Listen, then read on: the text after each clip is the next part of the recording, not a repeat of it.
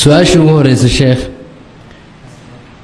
sheekh waxaan qabaa su-aal lacag kayd ah oo aan meel ku shubtay oo aan ugu talagalay inaan ku ilaashado biilka caruurta iyo waxbarashadooda ma ka bixin karaa sako? su-aalo eg baa jirta, dahab meel ii yaallo oo kayd ah oo aan xirnayn ma ka bixin karaa sako? ma lagu leeyahay isagana? labadaas su-aal is shabahan. الحمد لله waxaan u malaynayaa su-aalihii ardayda maaha, su-aalihii xataa dumarka dhinacooda ardada maaha, su-aalihii ardada maahaan u malaynayaa. way ardadu weli mayna gaadhin inay dahab kaydiyaan iyo inay caruur lacag biilo meel ku kaydiyaan ma gaadhin baan u malaynayaa. marka su-aalaha kale waxaan dhihi lahaa su-aalaha dambe kuwa ardada hormariyo kuwa reer magaalka gadaal mariyo. ilaan maanta ardaydaa iskale baad dhahdeen, hadday ardaydu leedahay waa mudnaanta iyaga su-aalahooda in la siiyaa. dahabka kaydka ah hadduu 85 garaam dhan yahay zakaa lagu leeyahay. hadduu 85 garaam gaadho maalintaa uu 85 garaam gaaray buu sanad u bilaabanayaa. markay maalintaas sanadka kale maalinteeda la gaaro haddii uusan intii ka yarayn 85tii uu dhan yahay ama ka badan yahay waa la qiimeynayaa. wixii uu lacag gaaro yaa boqolkiiba 2.5 laga bixinayaa, 2.5% baa laga bixinayaa. lacagtuna waa isla midii oo kaleo hadday sako gaadhay sanad baa u bilaabanaya. sanadkaa markii sanadkiisa la gaaro intii haddii ay dhan tahay ama ka badan tahay iyadana 2.5%gii baa laga rabaa. hadday ka yar tahayna sako laguma laha. dahabkuna hadduu 85tii hoos uga dhaco isna laguma laha. haddaad rabtaan dahab inaad kaydsataan 81 meelaha ka dhiga garaam kaydsada haddaad ka cararaysaan sakada. oo lacagtana haddaad wax kaydinaysaan wax dahabkaa 85 agooya wax ka yar iyadana kaydsada waxooga ay ka dhiman haddaad sakada kala cabsanaysaan oo kala cararaysaan. wabilaahi towfiiq. jazaak allahu khayran sheekh. su-aalihii dhallinyarada sheekh, maadaama la yidhi khudbasirada waa xaaraan, ardayna aan nahay oo meeshii aan joogno waxaa jirto gabar aan xiriir la leeyahay. gabadhaa haddii aan dhaho waalidkeed waa ka guursanayaa nooma suurtogelayso, waalidkii ma ogolaanayaan. ma mehersan karaa oo hoos ma ka mehersan karaa? hadday uur yeelatana carruurtaas maxay noqonayaan?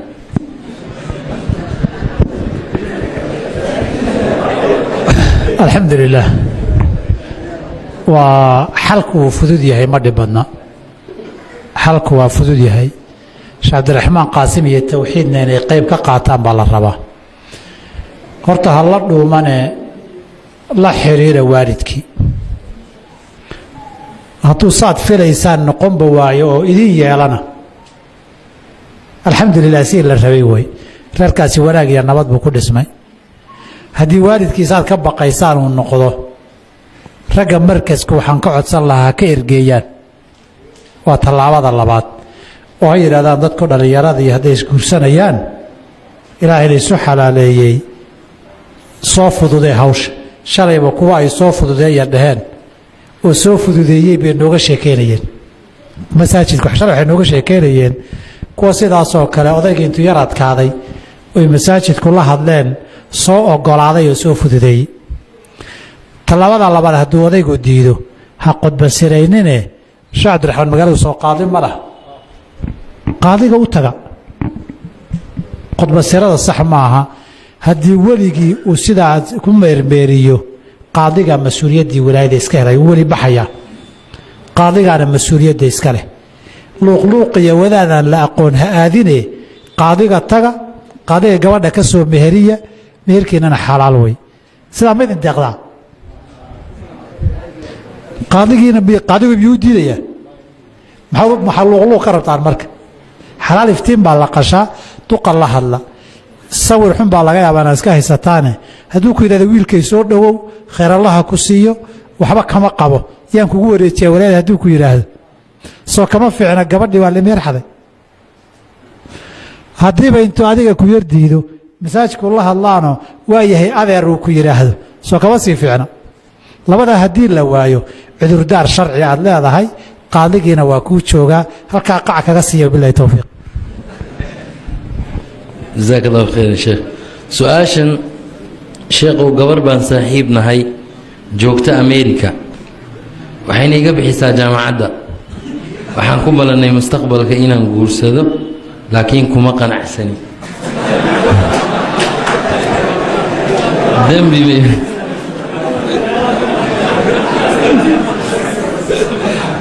dembi bay igu tahay diinta maxay ka qabtaa alxamdu lilaah masalada aad baad ugu guuxdeen inay aada u jirtaan u malayn qofka muslimkihii waxaa waajib ku ah wanusxi likulli muslim qofka muslimka inuu daacadu yahay beenta iyo ballanfurkuna waa dhaqan munaafiq weeye xoolahaas waa xaaraam ay kugu siinayso inaad ballan guur leedihiin ay kugu siinayso hadaad aadan daacad ka ahayn waxaad samaysayna waa munaafiqnimo xoolahana xaaraan wey gabadha muslimka ee walaasha ah ka waran adiga walaashaa kula dhalatay saa haddii lagu sameeyo ka waran adiga haddii lagugu sameeyo guurku musuq maasuq ma wanaagsana qofka muslimkaana lama mardabeeyo lama khiyaameeyo khiyaamada iyo mardabadu ma wanaagsana haddii aad waxbarashadaadii musuq maasuq iyo mardabo qof ku samaysana adduunyadan waxaa badan adna mid kaa goysay in qoorta lagu geliyo aad bay u badantah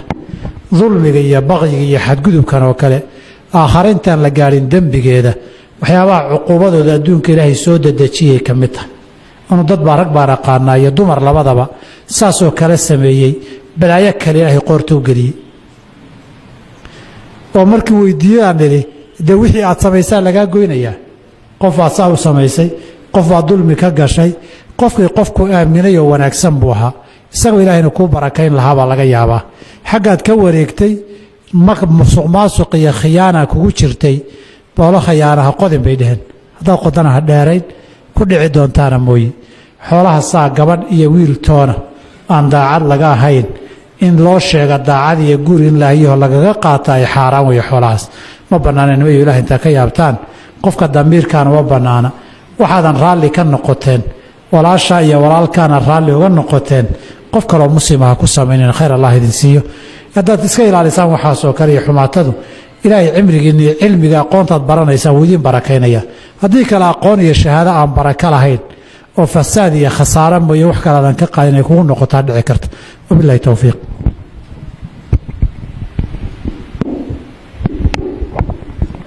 jasaaka allahu khayran sheekho waxaa jirta gabar aan jeclahay oo kambaalo joogta waana heshiinay inaan reerkooda ka doono aabbaheed waxaa jirta gabar ka weyn oo soomaaliya joogta waxay igu xujaysay ilaa gabadhaa ka weyn ay guursato inaan adna guursanaynin ma shareecadu maxay ka qabtaa alxamdu lilaah dabcan waa dhaqan soomaalida qaarkeed leedahay in gabadha weyn oo joogta tayaraan la guurinin soomaalidao dhan kama dhaxayso dhaqanna uma wada aha soomaalida qaybo badan qof walba calafkii wey in la isku xidhana waa khalad diin ahaan ma bannaana sababtoo ah qofkan kale weyne leeyahay ha guursato ilaahay inuu qoray inay guursato yaa waru haya goortay guursan doonta yaa waru haya gabadha yari way guursan kartaa way u bannaan tahay haddaba cidda kugu xidhay iyada hadday tahayna dee waxay shuruud xihan iyadaa khiyaarkeeda leh hadday tahay waalidkana intaan haddaai sheegay unbaad maraysaano waalidka ergaraha laydinka geeyo hadduu ku sii adkaystana qaadiga taga hadhow carruur markay dhalatana isagunbaa awow isaga noqonoo dhibaato ma laha wabilahi towfiiq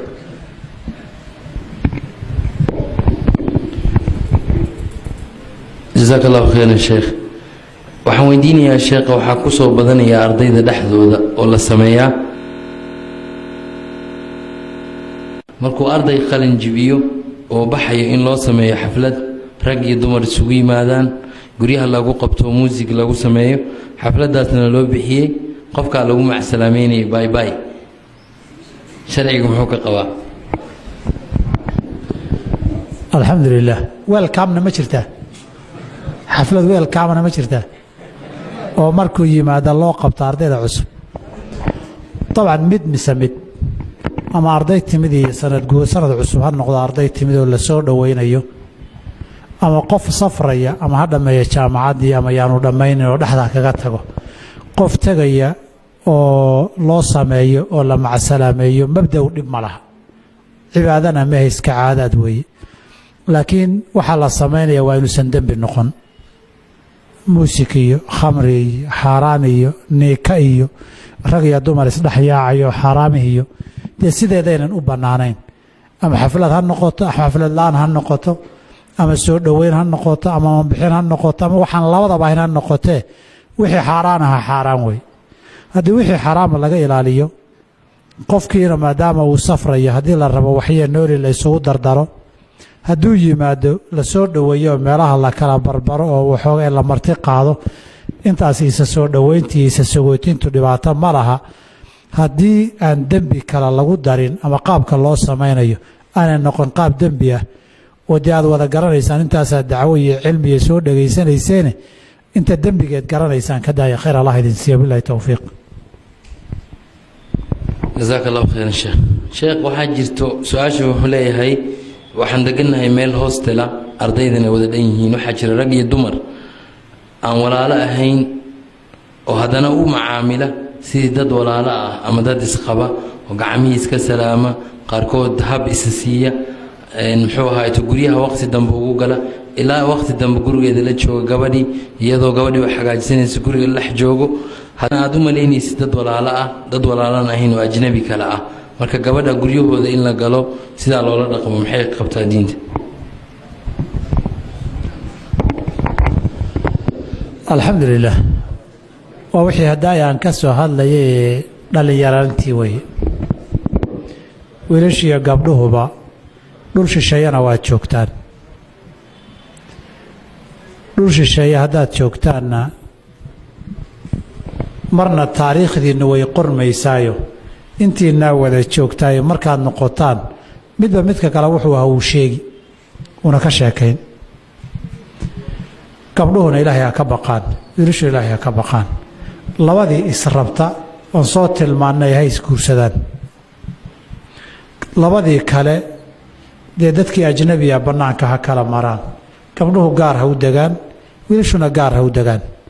labadii iyagu walaalaha ama isqabee wada degayee meel wada joogayana dee diintu waa u bannaysay inba qaybay isu bannaysaba oon inay wada joogaan ama gacan isku salaamaan way bannaantay laakiin wiil iyo gabadh ajnabi ah inay gacan isku salaamaan dhabannada iska dhunkadaan ama laabtaba isku qaadaan ama garbaha iyo gacmaha isqabsadaan waxaasoo dhan xaaraan iyo dembi weeye waxa xigana wax ka xun baa dhacay weeye gabdhahana mid baan rabaa inaan dhaho labadaba dhibku xaggiinnu u badan doonaayee jooga haddii waxun dhaco waxa uu wax ku hari doonee laga yaabo uur baa ku soo baxaya la dhihi doono iyo gabadhnimay weyday idinka weyee jooga waa mid labaadee waxaa ceebtu ku badanaysa idinka weeye wiilkaa gabadha garabka haystaay berri hadduu inuu guursado doono tii ma rabo wuxuu taasi waa mid fadaraysanoo gacan kastaa gaadha iga daabuu ku leh rag badan baan aragnayoo duurkaana wareega gabdhahana fadareeya markuu guur rabana kuwaasoo dhan mid kama rabo wuxuu leeyahy berri markaan ka taga gacan kalea iga dambaynee bala ku dhacdaydu lama kala lehe iga daa isagii kula socday hadhow markuu kaa tago ku ay qaraabo yihiin ama saaxiibbo yihiin oo guurdoona hadduu arko taa waa naag xunay iska daabuu ku dhihi oo maxaa dhacay lama kala lahoo gacan walbaa gaadhuuleh de waa isagii ugu kuu soo gelayay war taas war wax xishoota ma aha buu leeh haddii lay gabadhaa ka fiican ka waran taasi waxaa ilaahay ma taqaanuu dhih isagii waxaa samaynayey baa ku caay cidduu arkabana ceebtaada u gudbini laakiin markaad tidhahdo war iga leexo waxaan ma wanaagsanee wuxuu leeyahay qofkuu berri arko waraa gabadha gabadh fiican weeye ogow gabadha gabadh fiican wayoogow isagii aad cayrisay soo dhowayntana uu kugu caayi cayrintana uu kugu ammaani marka gabdhow haddaad ammaantii iyo magacii wanaagsanaa rabtaan wiilashan cayriya si ay idiin ammaanaan oo mid kastoo guur rababa ay idinku soo tilmaamaan oo idiin yidhaahdaan gabdhahaasaa fiican oo mustaqbal leh laakiin hadhow waad noqonaysaan xaggii baa lagu noqon gabadhan reer Uganda ahayd baa la leeyahay nin baa dhihi gabar saasoo reeyo san waraatee waa ina hebel allah waraatii xumayd weeye waraaniyo iska jir wuxuu waraa gabadha gabar fiican weeye meel kasta wuu ku ammaanay haddaad cayrisay wiilka laakiin haddaad soo dhowayso laabta habsiisaay waxaa weeye bakhaayaddaa nin walba gelaya weeyuu ku leeyahay hadhow marka gabdhow dembigii waxaa dheer ceeb iyo magac xumaa dheer dhallinyaroyna raggaasaa u wareegayaay hadhow markii la soo noqdo reeraad gabdha ka dooni doontaan war wiilkan yaa yaqaana war waa mid fadara ah haddii la yidhaahdo adeerna dhaaf baa lagu leeyahy gabadhna ku siin mayna balaa ku qaaday wabillahi towfiiq baaraka allahu fiik sheekh su-aasha muxaadaradaadii baa lagala baxay sheekh islamic boyfriend baa sharaxda noo sheegtay noo sharax alxamdulilah waaba idiin sharxaan moodaye waxaan ka sheekeynayey sooyada un ma ahayn waxaa la yidhahdaa boyfriend iyo girlfriend waa wiil iyo gabarh saaxiiba wax walbana uu dhex maro meelna ma degana ilmana ma dhalaan soo maa meel gaarana ma wada degana sheekadan waxaan ku bilownay maraan westernka yurub joognay daayartii soo kacday guurna waa u baahan yihiin weli qaarkoodna dugsiyo saray dhigtaan haddii waalidkii la diiday guurkiina duurgal badan baa dhacay marka fikraddan soo jeedin ee wax badan lagu faa'iiday waxay ahayd fikradda islamic boyfriend iyo girlfriend waxaan wiilkiiya gabadha israba isu guuriya labada kaafna isticmaala guriganna hay isugu yimaadaan gabadha gurigooda imtixaanka qol ha ku wada diyaarsadaan hadday rabaan ha wada seexdaan marna gabadhu ha tagto guriga wiilka intay isugu tagaan ha ku wada diyaarsadaan imtixaanko hadday rabaan qolna ha wada seexdaan kolaba wixii way samaynayaane iyagoo xalaala oon dembin ahayn lana dhuumanaynin oon ceeb ahayn ha sameeyaan casharkana ha wada diyaarsadaan haddii waxbarasho inay ka haraan iyo carruuraad ka baqdaanna waxba labada kaaf isticmaala horta asalka sheekadu saasay ku timid waa fahanteen baan u malaynayaa hadda halkanina ama xaafadaha deganba sidaa ha la sameeyo ama dhallinyaradiinnan hadda weydiinaya khudbasirada iyo jaamacaddu haddiiba aad si saxa isu guursataanoo waanu soo marnaye gabadhuna meesheedii iska deganaata wiilkuna meeshii iska deganaado oo markii jaanis iyo fursad la helana meelaha laga soo jiireeyo soo isla iyadii un maaha wabillahi towfiiq jazaaka allahu khayran sheekh ardaygan wuxuu soo qoray waxaan ku weydiinayaa sheekh waxaan la sheekaystaa gabadhuna waxay u socotaa dibadda inaan mehersadona wax aan ku mehersado oo qarashaada iima saamaxayo reerkoodana uma sheegi karo dibadday u socotaa maxaan sameeyaa hadday hal mar tagtana xiriirka ma sii soconayo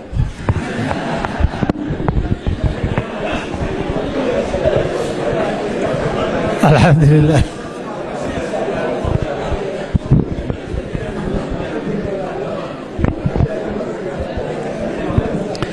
alxamdulilah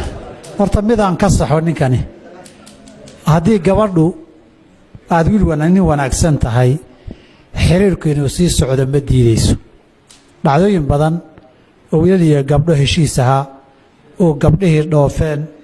oy sanad kadib markay travel documenti qaateen soo noqdeen oo kadib la isguursaday oo reer la noqday oy haddana markii fasaxii dhowr beed u dhammaatee noqotay baan naqaan hadda markaan soo baxayey buu midaan qaraabanahay ii sheegayey horaanta bisha May inay gabadh Maraykan ka imanayso markay halkan ka dhoofaysay ay heshiis ahaayeen inta aan xiriir lahaayeen marka adiga horta gadaalka cabsiga ka daa haddii aadan adigu wax isku ogeyn markay xaggaa lagaa fogaado lagaaga tashado ama aadan qabintuhuna sheekada hadda lagula wado inay been iyo bug tahayo aanaad lagugu qanacsanayn haddana aad lagu rabinna iska badaa gabadhan faraha ka qaad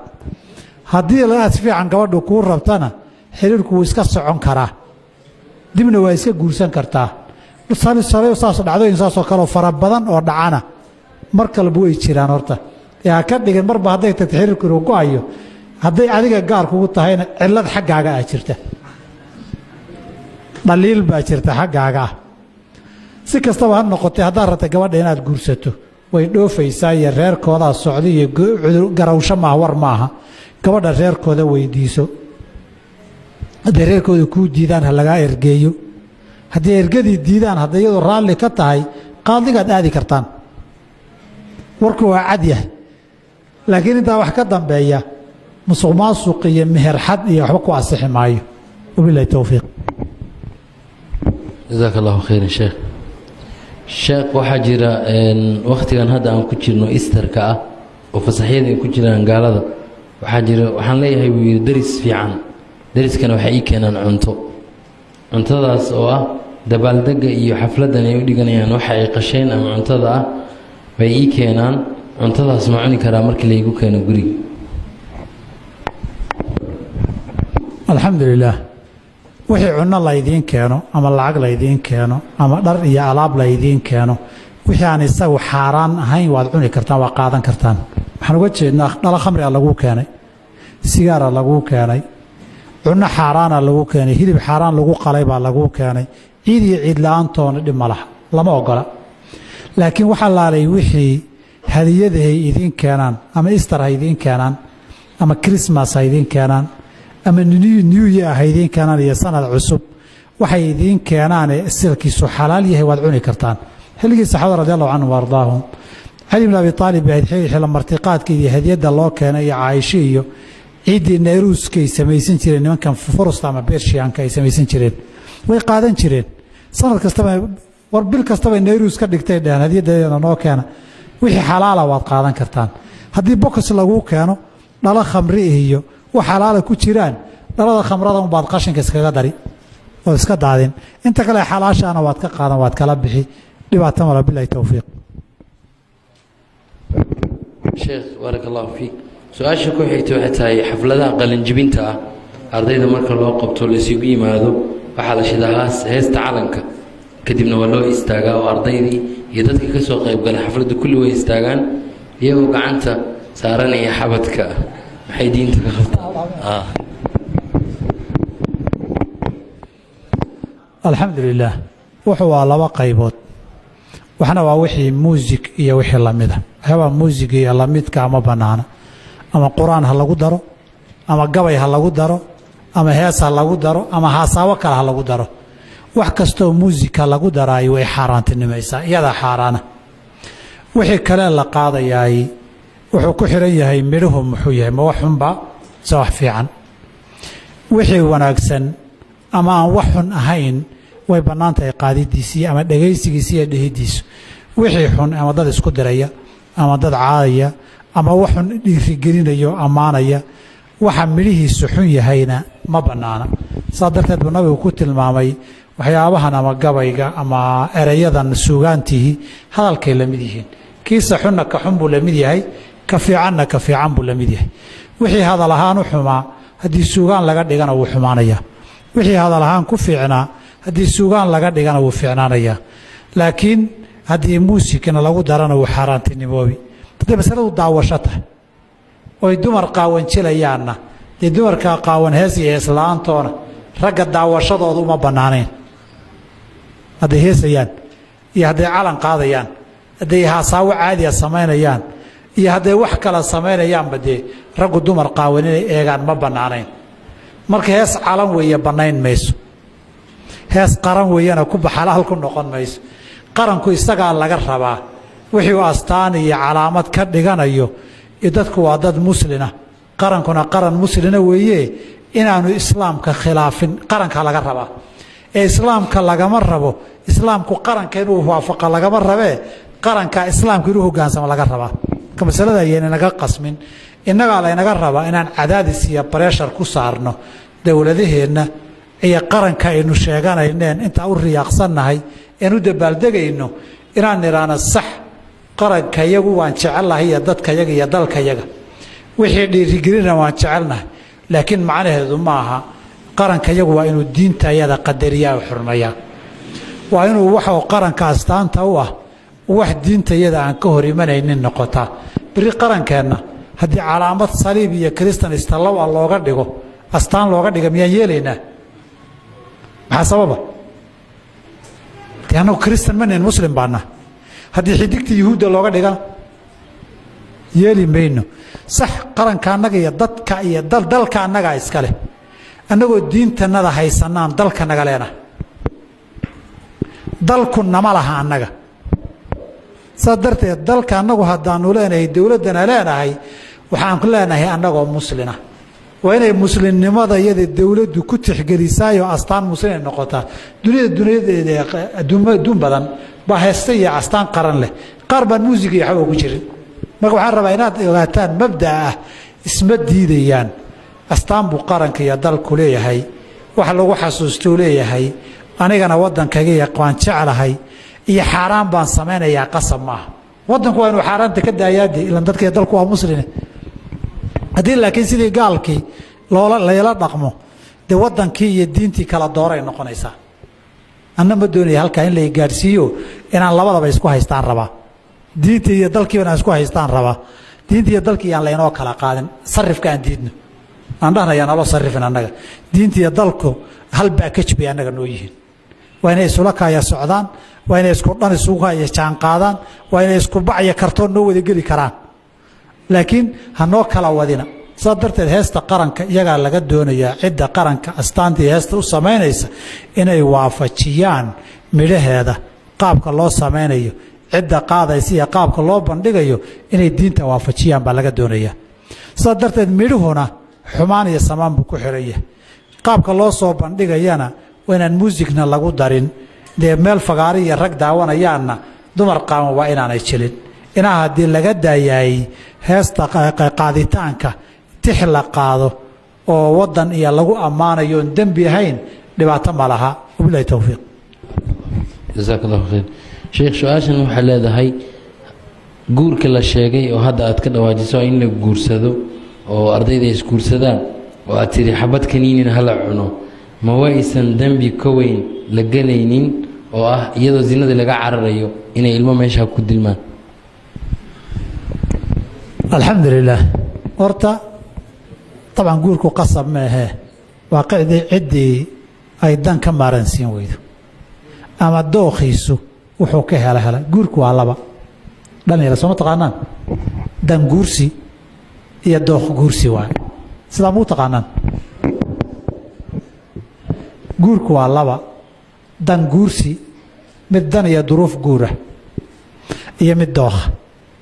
dan iyo duruufta guurka ah rag iyo dumarba way qabsataa gabar baa ninkeedii dhintay dumaal bay noqotay cidda dumaalaysa ma dookheedaa maya duruuf waay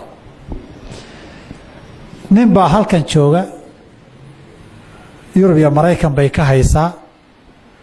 islaan meelaha jirta ama u socota oo hadda sida uu lahaa niyad uma haya laakiin inuu ku dhoofo uu rabo hadduu guursado ama gabadhuba nin sidaasa ay guursato laakiin niyadaynan u haynin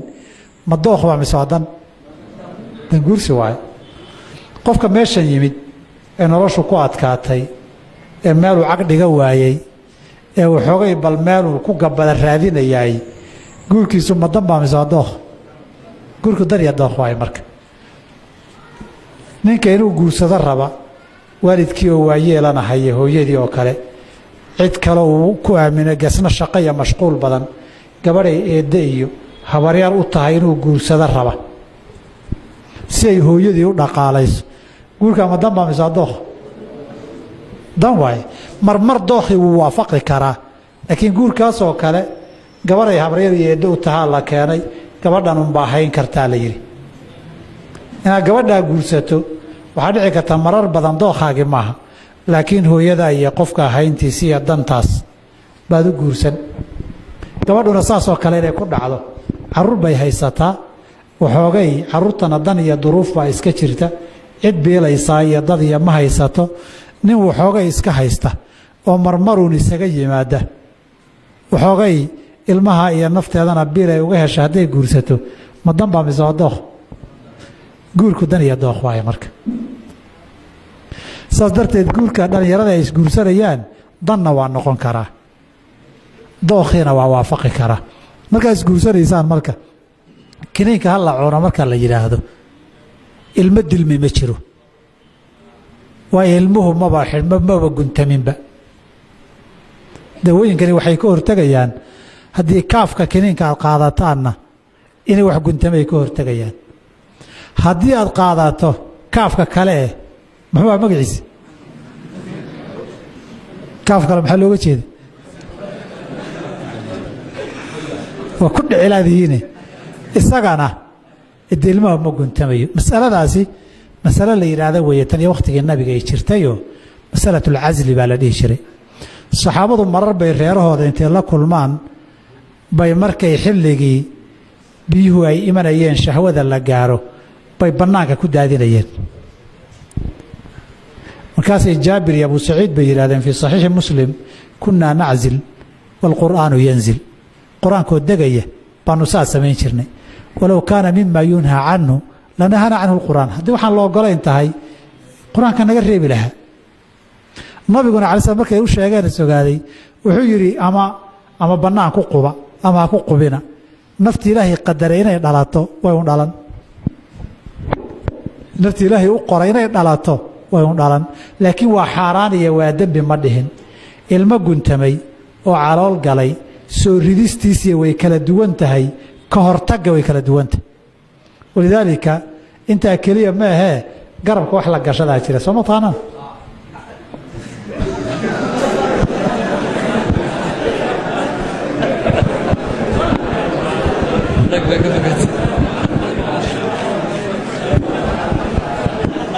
waa gartay dhalinyarada dhalinyarada keliyana maaha waxaa sameeya systemkan la yidhahda family planning dad badan oo reero iyo caruura la sameeya duruufo kala duwan hooyooyinka qaar baa ilmaha lagu soo qalaa markaasaa la intaasoo sano uur ma qaadi karto haddii kale minka intuusan si fiican u bogsanin ilma hadduu galo uurku weynaada minkuu qarxayaa meeshii tolmihii baa qarxayoo dilaacaya qaar baa la yidhaahdaa qaar baa hooyooyinka tabar daran oo ilmihii inta muddo ah inay soo kabata u baahan awooddeedii iyo tabarteedii qaar baa meel cidlaya qurbo degan oo ilmihii inay yar kala koraan maahane say u kala haysa aan garanaynin siyaabaha iyo siyaabo kala duwan bay dadka family planninka sameeya laftoodu tanoo kale dadka xaasaska iyo caruuraha leh way sameeyaanee keliidin kuma aha wabilahi towfiiq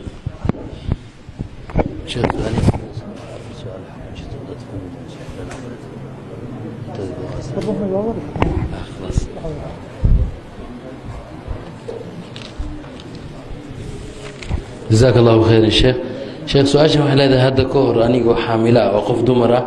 ayaa ninkayga bishii ramadaan igu yidhi hasoomin xanuun jiray awgii waxaan kaa bixinayaa fidro haddana waan kala tagnay ma aqaana inuu bixiyey ma laygu leeyahay soonkaas haddii laygu leeyahay ma igu labo jibaarmayaa soonkaas alxamdu lilah soonka haddii aynan gabadhu ogeyn in ninkii guday iyadaa lagu leeyahay weli waajibkii si loogu lahaa ilaa wax la huba la helo in lagu leeyahay inbaa la hubaa alyaqiinu laa yazuulu bishak wax la hubo hubaal baa looga tagaa in soonka aynan soomin qadana lagu lahaa waa la hubaa in ninkii wax bixiye lama hubo weli waa lagu leeyahay saa darteed gabadhu hadday awoodo soonka way qadayn haddaynan qado awoodinna maalintiiba hal miskiin bay wax siin cunno bisilla waa siin kartaa hadday cunno caydhiina rabto inay siiso maalintii waa 625 garaam way kokoleetar waa haysataan sooma 625 garaam 30 maalmood ku dhufo soo 18 kiilo ma inay 18 kiilo taan u malaynayaa yaynoo xisaabi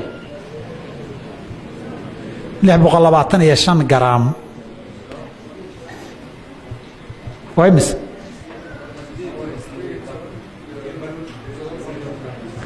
19 wax dhiman wey. marka intaa 625 garaam baad maalintii bixin. 625 garaam say ku timid waxaa la bixiyaa culammadu ay ka hadlaan waxay waagi hore mud ama kooba u yaqiineen. koobaduna waa suuska rubuci, waa rubuc suus. suuska zakaatulfitriga lagu bixiyo yaa wuxuu u dhigmaa 4 koobo ama 4 mud. marka halka mud waa rubuc 25% waay. suuskii hadda aan ku bixinaynay zakaatulfitrigii waxaa isku celcelis lagu qiimeeyey 2 kiilo iyo badh. 2 kiilo iyo badh maxaa rubuc u ah? 4 u qaybi 2 kiilo iyo badh ama 2500 garaam 4 u qaybi imisuu noqonayaa rubci? waxaan filayaa 625 mudkii haddaba saasuu 600 xisaab ahaan sidaasay ugu imanaysa. wabilaahi towfiiq.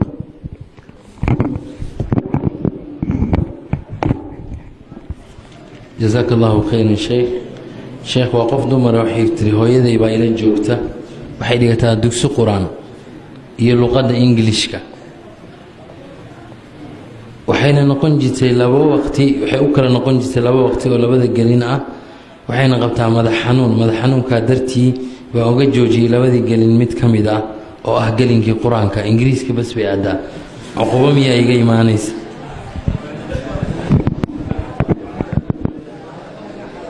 alxamdu lilaah. طabcan waxaan filayaa hooyadii baa ila joogta, dan iyo duruufun baa jirta, da'daa ku qasbaysa inay hadda luqada ingiriisa barato. kolba gabadhu mayna noo faahfaahinin, laakiin waxaan filayaa waxun baa jira qasbaya. waxba qur-aanka in la aada qasab ma ahee gurigaba ugu dhiga, gurigaba ha loogu dhigo. laakiin in qur-aankiina daaqada laga tuuro, waayeel qur-aankii iska tuurayo ingiriis baranaya ha noqonine, hadday taqaanana dee iyadaaba iska akhrisan karta. hadday inay barata u baahan tahayna gurigaba waa lagu bari karaa.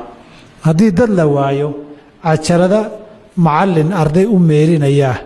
oo ku celceshan kartaa jira. qur-aanku qadarka salaada lagu tukadana waa fardu cayn waajiba weeye, qofkii tukanaya salaad ku waajibtay. qadarka ka badanna waa fardu kifaayo, ummadda qayb taqaana in la helo weeye. haddii qayb taqaana la helana dadka inta kale sunno weeyeoo hadduusan baranin qofku dembi maaha. qof kasta waajibku maaha, laakiin ummadda qayb taqaana waa in la helo. dabcan ingiriiskuna waajib maaha, ma sunna isaga in la barto? mudnaanta qur-aankaa leh, laakiin tan kalena dan iyo duruuf hadday jirta dembi ma aha. laakiin haddana qur-aankii la dayicine cajaladaha video oo laga bartaa jira, meelo websaytyo oo laga dhegaystaa jira oo maqal iyo muuqaal laga daawado, cajalada la dhegaysto oo laga daba akhriyaa jira. xeelad lama waayo, qur-aankiina lagu sii wadi karo. iyada gabadhuna hadday qur-aanka taqaano hooyadeed ha ka caawiso, kana danta jirta ha barato. bilahi towfiiq. baarak allah fiik, jazaak allah khayr sheekh. su-aasha ugu dambayso sheekh waa su-aal famili ah. sheekh wuxuu yidhi xaaskayga oo aan ka qubaysanin dhiigga ayaan uu ka go-ay, dhiigga uu ka istaagay, laakiin oo aanan weli ka qubaysanin baan u galmooday, maxay diintu ka qabtaa? alxamdu lilaah. gabadhu markay caadada qabto ninkeeda xiriir gogoleed lama ogola. caadadu markay ka goodo ilaa ay ka qabaysatana lama ogola. wayasaluunaka cani ilmaxiidi qul huwa adan faاctazilu الnisaaءa fi اlmaxiidi walaa taqrabuuhunna, ha u dhowaanina xataa yaطhurna, ilaa uu dhiigu ka go'o. faidaa tataharna, hadday ka qabaystaan faatuuhunna, markaa xiriirkiinni sameeye. marka gabadhu wakhtiga u dhaxeeya in caadadii dhiiggii ka go'ay iyo qabayska inta u dhaxeeya axkaamta sharciga qayb loo ogol yahay oo soomka inay niyooto iyaa jira, laakiin xiriirka gogosha lama ogola. haddii uu sameeyey 2 arrimood baa laga rabaa. kow, dembi buu galay, ilaahay inuu u towbad keeno oo ilaahay u soo laabta waa laga doonayaa, dembi dhaaf weydiisto. midda labaadna waxaa laga rabaa sadaqa inuu la baxo. qadar go-an ma laha, laakiin dee qof iyo taagtii weeye